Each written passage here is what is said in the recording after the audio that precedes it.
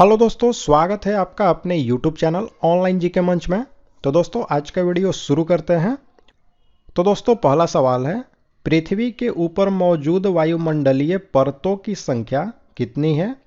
तो वायुमंडलीय परतों की जो संख्या है वह 5 है। तो ऑप्शन सी राइट आंसर होगा। अब मैं यहाँ पर इन सभी परतों के नाम लिख देता हूँ और इन्हें भी आपको याद रखना है। तो ये वायुमंडल के परतें हैं क्षोभ मंडल, समताप मंडल, मध्य मंडल, आयन मंडल और बाह्य मंडल। चलिए नेक्स्ट क्वेश्चन देखते हैं। नगर स्वशासन का कौन सा प्रकार छोटे शहरी क्षेत्रों का नियंत्रण करती है? तो यह करती है नगर पालिका परिषद। छोटे शहरी क्षेत्रों के लिए होती है नगर पालिका परिषद। नगर पंचायत जो है वह ऐसे क्षेत्रों के लिए होती है जो कि ग्रामीण क्षेत्र से नगर क्षेत्र में बदल रहे होते हैं। और नगर निगम जो है वह बड़े शहरी क्षेत्र जो होते हैं नगर क्षेत्र उनके लिए होती है। तो यहाँ पर इन तीनों को आपको समझना है और याद भी रखना है। दो निकायों के बीच ऊष्मा के प्रवाह की दिशा किस पर निर्भर करती है? तो जो दोनों निकाय हैं उनमें तापमान का अंतर कितना है वह इस पर निर्भर करेगी। तो यहाँ पर राइट आंसर होगा उनके अपने अपने तापमान पर। देखिए ऊष्मा का प्रवाह जो है वह कम तापमान से ज़्यादा तापमान में होती है और यह तब तक होते रहती है जब तक कि दोनों निकाय जो हैं या दोनों वस्तु जो हैं उनका तापमान आपस में बराबर न हो जाए। ठीक है। रविंद्रनाथ टैगोर की गीतांजलि किसका संग्रह है? तो गीतांजलि जो है यह एक कविताओं की संग्रह है और यह रविंद्रनाथ टैगोर के द्वारा लिखी गई है गीतांजलि। और इसी के लिए रविंद्रनाथ टैगोर जो हैं इन्हें 1913 में साहित्य का नोबेल पुरस्कार भी मिला है। और यह जो गीतांजलि पुस्तक है यह मूल रूप से बांग्ला भाषा में लिखी गई है।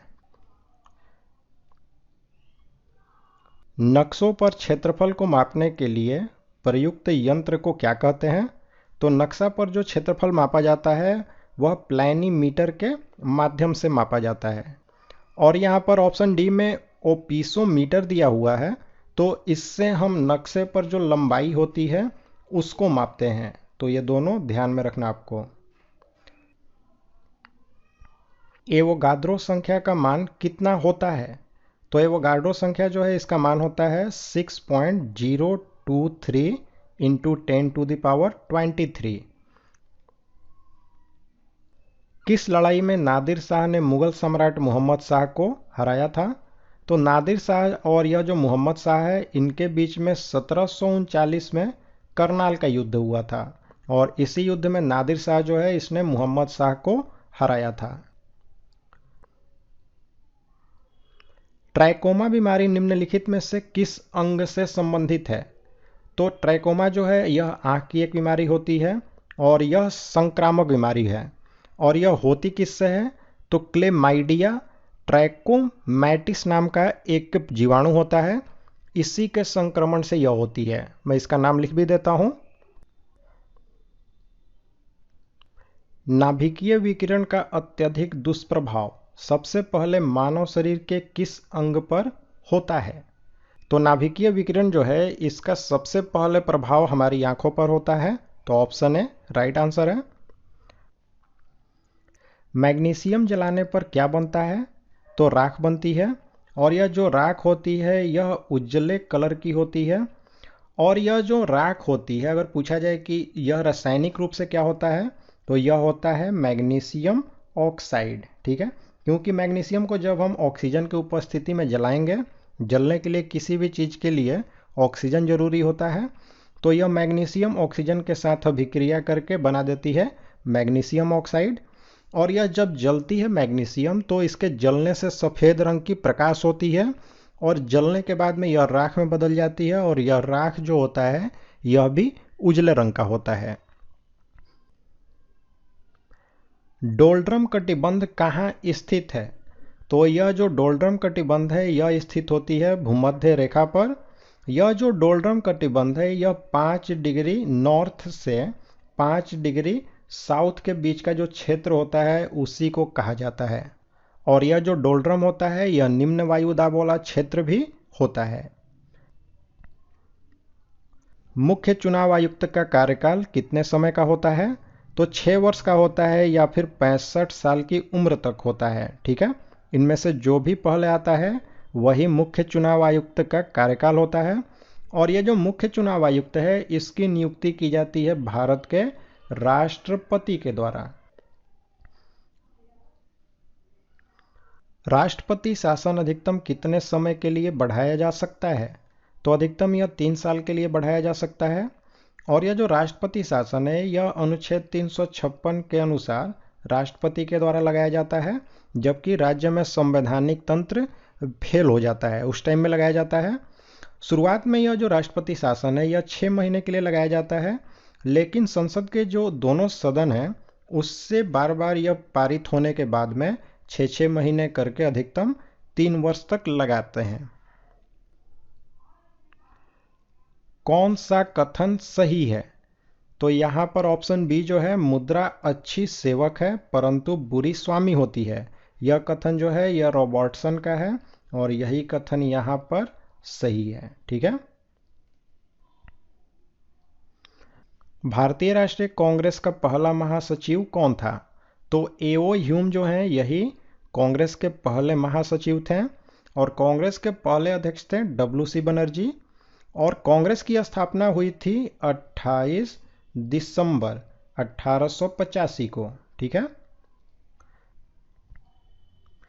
निम्न में से कौन तंतु आहार में शामिल है? तो ऑप्शन सी सेलुलोज जो होता है यही तंतु आहार में शामिल होता है। यह एक तरह का ग्लूकोज होता है जो कि पॉलीसेकेराइड ग्लूकोज होता है। ठीक है,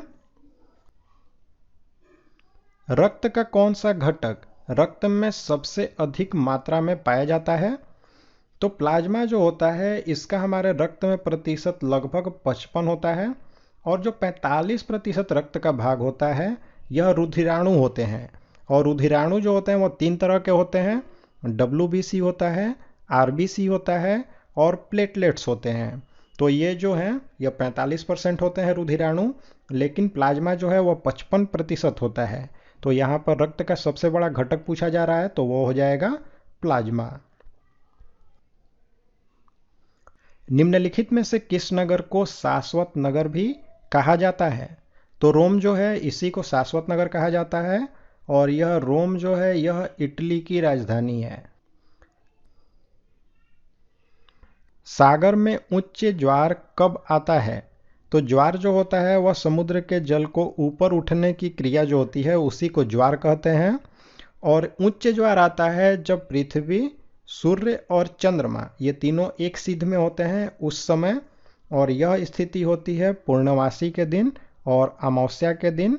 तो ऑप्शन ए राइट आंसर है। कौन सा देश एक दलीय प्रणाली अपना रहा है? तो चीन जो है यहीं पर एक दल है और उस दल का नाम है कम्युनिस्ट पार्टी। किस संधि के तहत प्रथम विश्व युद्ध समाप्त हुआ था?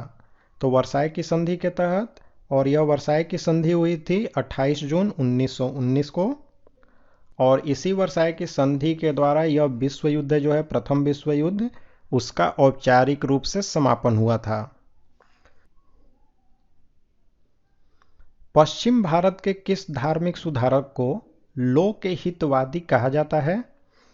तो गोपाल हरि देशमुख जो हैं इन्हीं को लोक हितवादी कहते हैं। ठीक है,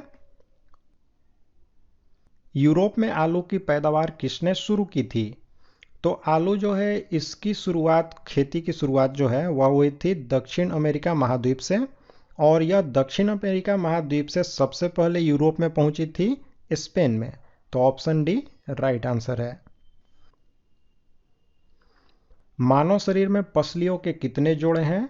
तो 12 जोड़े जो हैं वह पसलियां होती हैं मानव शरीर में, और कुल संख्या जो है वह हो गई 24। ठीक है, और यह जो पसली होती है यह मनुष्य के शरीर में जो फेफड़ा होता है और जो हृदय होती है उसी को यह सुरक्षा देती है। तो दोस्तों यहाँ पर हमने जीके के इंपॉर्टेंट क्वेश्चंस देखे। अब आपकी बारी है, आप लाइक और कमेंट करके हमें ज़रूर बताएं कि आपको ये वीडियो कैसा लगा, और ज़्यादा से ज़्यादा अपने दोस्तों के साथ शेयर करें। और साथ ही में दोस्तों अगर आप हमारे चैनल पर नए हैं तो हमारे चैनल को सब्सक्राइब करें और बेल बटन का आइकन प्रेस करके ऑल नोटिफिकेशन को ऑन करें, तो चलिए मिलते हैं सामान्य ज्ञान के एक और नए वीडियो के साथ। तब तक के लिए नमस्कार।